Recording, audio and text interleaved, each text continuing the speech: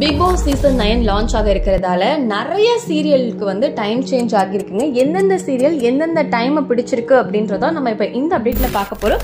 Big pass எப்போதும் போல 9:30 ஸ்லாட்ல telecast ஆக போகுது. அப்போ 9:30 ஸ்லாட்ல போயிட்டு இருக்க சின்ன மருமகளும் 10 o'clock போயிட்டு இருக்க சிந்து பைரவி மட்டும் தான் மாறுமான்னு கேட்டா கிடையாது. நிறைய சீரியல் டைம் சேஞ்ச் ஆகிருக்கு.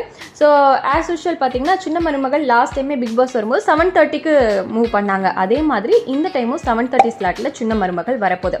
அப்போ ஆல்ரெடி 7:30 to 8:15 போயிட்டு இருக்க பாண்டியன் ஸ்டோர்ஸும் 8:15 இருந்து 9 o'clock போயிட்டு இருக்க ஐயனார் துணை சீரியலும் என்ன பண்ண போறாங்கன்னா 30 minutes ரெடியூஸ் பண்ணிடுவாங்க. ஸோ அப்போ எந்த ப்ராப்ளமும் வராது.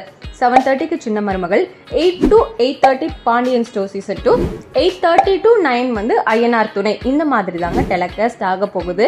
ஆல்ரெடி சொன்ன மாதிரி ஆஹா கல்யாணம் ஏன் பண்ண போறாங்களா?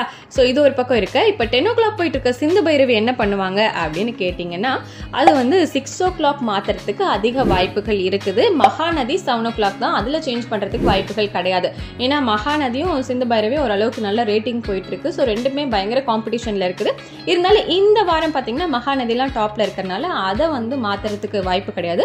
ஸோ சிந்து பைரவி தூக்கி 6 o'clockல போடுறதுக்கும் பூங்காற்று திரும்ப 6:30 வரதுக்கும் தான் எக்கச்சக்கமான வாய்ப்புகள் இருக்கு அப்படின்னு சொல்லிட்டு இருக்காங்க. ஸோ இந்த டைம் சேஞ்ச் பத்தி நீங்க என்ன நினைக்கிறீங்க? மகாநதி வந்து டைம் சேஞ்ச் பண்ணலாம்னு நினைக்கிறீங்களா இல்லை இதே ஸ்லாட்ல இருக்கணும்னு நினைக்கிறீங்களாங்கிறத கமெண்ட்ல சொல்லுங்க.